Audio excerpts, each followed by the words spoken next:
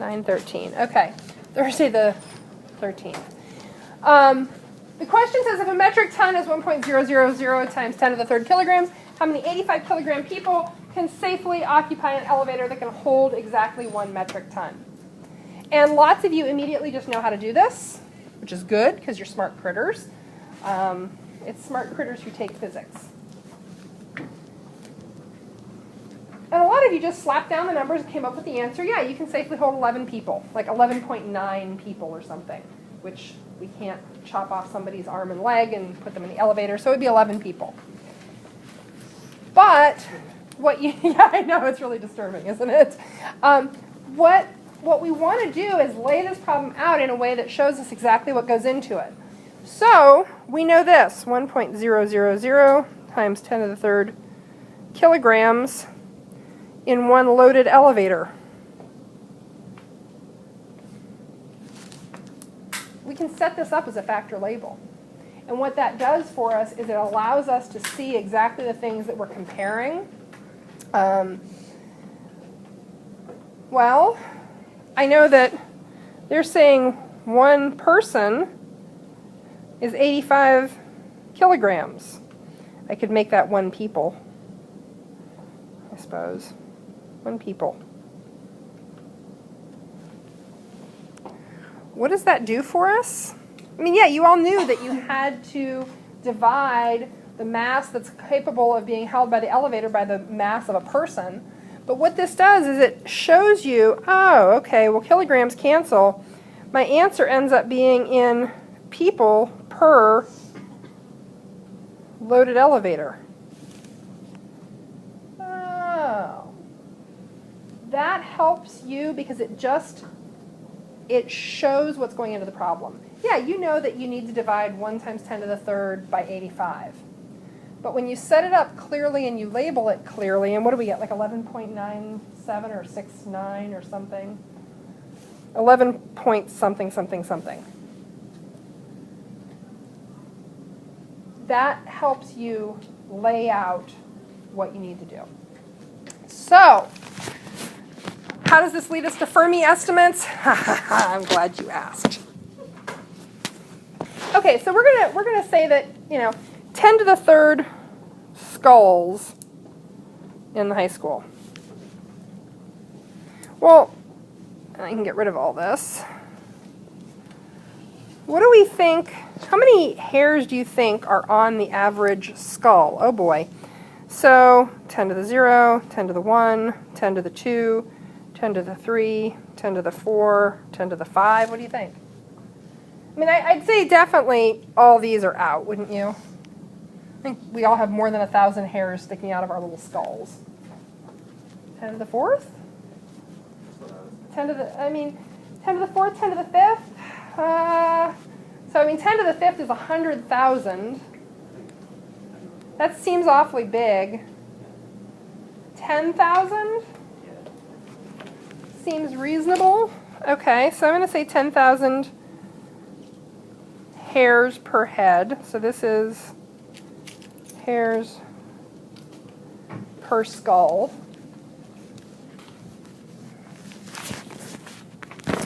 So how do we set this up? If I use the same methodology that I just talked about with number 14, if I know that I want to end up with hairs per high school, well, I can do this. 10 to the third skulls in 1 high school. 10 to the 4th hairs on 1 skull. Oh, hey. What does that get me? Well, I'm guessing that there are about 10 to the 7th hairs in this high school. Now, this is in some ways a terrible example. I liked it because it was it was the first thing I thought of. I'm pulling things out of thin air here. Can we prove this number? No. Well, I mean, I suppose you could, but it would be arduous. So it's unlikely we'd be able to prove this number. Fermi estimates are really well suited for things that we could calculate an exact number on, but we want to see if that exact number is a good estimate, or is a good, reasonable estimate. Okay, so we get 5 times 10 to the 10th hamburgers. That's given to us in the problem. So we could get rid of that and say, okay, well, 10 to the 10th is our order of magnitude, which if we are doing a Fermi in the simplest, truest sense, we probably would. And your book, I think, kind of speaks with two mouths on this, where they'll say, you know, it's all about powers of 10, and then they'll put one in where they go, well, 2 times 10 to the third.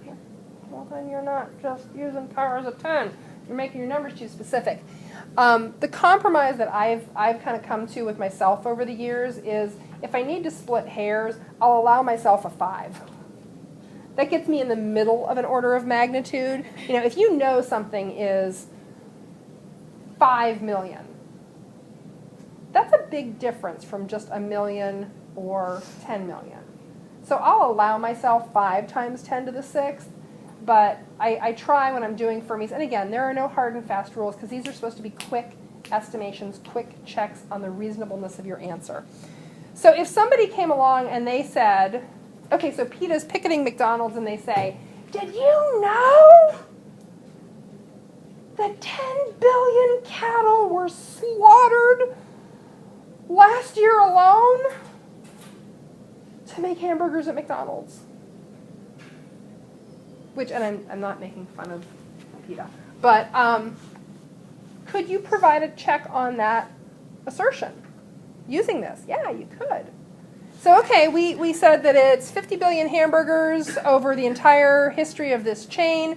So even if we do the big fat numbers with very little detail, so 10 to the 10th hamburgers, how many hamburgers per pound? How many pounds per hamburger? So if we've got, starting off with this, we want to end up in pounds of beef, so we're probably looking for pounds per hamburger.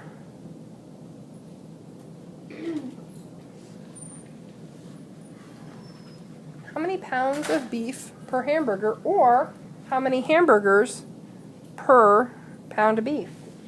Now, if we're doing the absolute truest spirit of the Fermis, we would say, well, is it 1 hamburger per pound?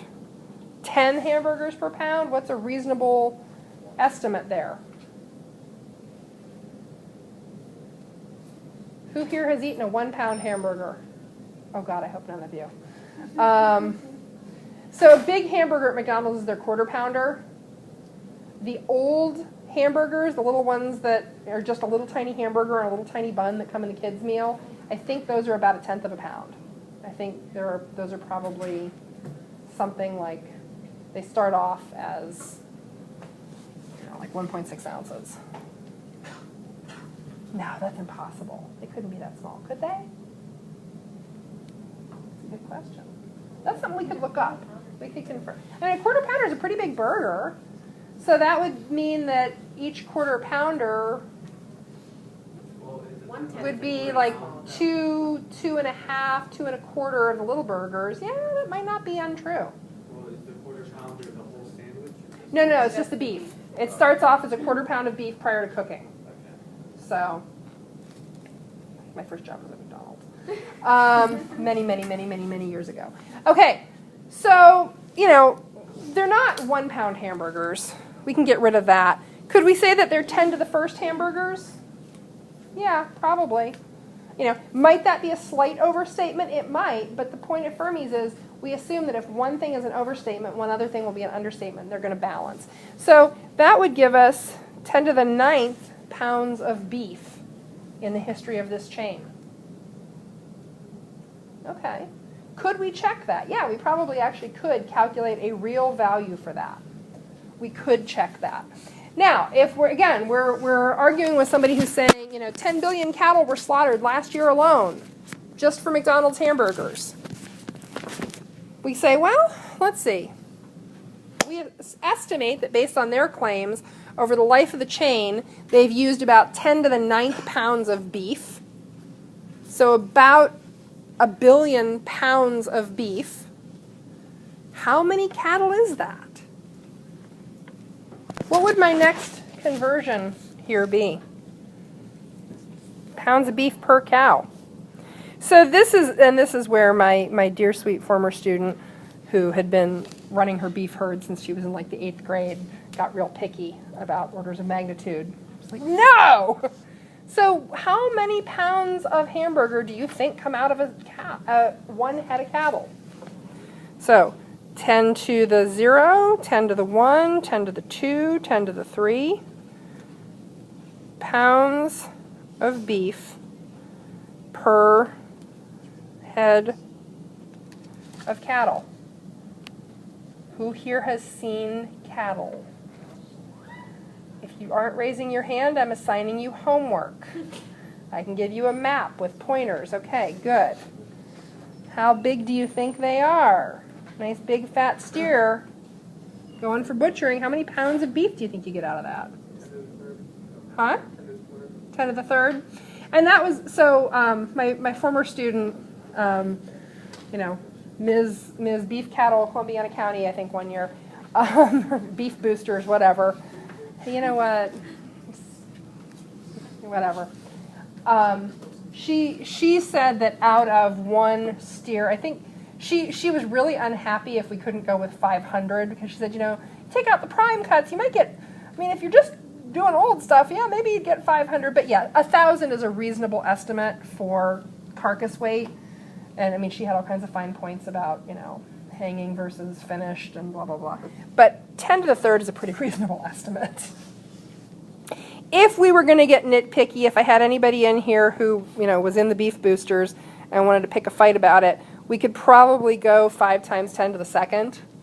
But it's probably somewhere in there. So if we say 10 to the third pounds of beef per cattle, what do we have now? Well, that means that over the life of the chain, we have 10 to the 6th cattle over the whole life of the chain. So about 1 million head of cattle have gone to slaughter just for McDonald's ham. Yes, obviously we're talking about McDonald's here. Have gone to slaughter for McDonald's hamburgers. Can you refute the claim of the person saying, did you know that just in the last year? Yeah. And boy, people hate it when you pull out numbers like this. Not that I would ever do that to anybody. So, like at the dinner table.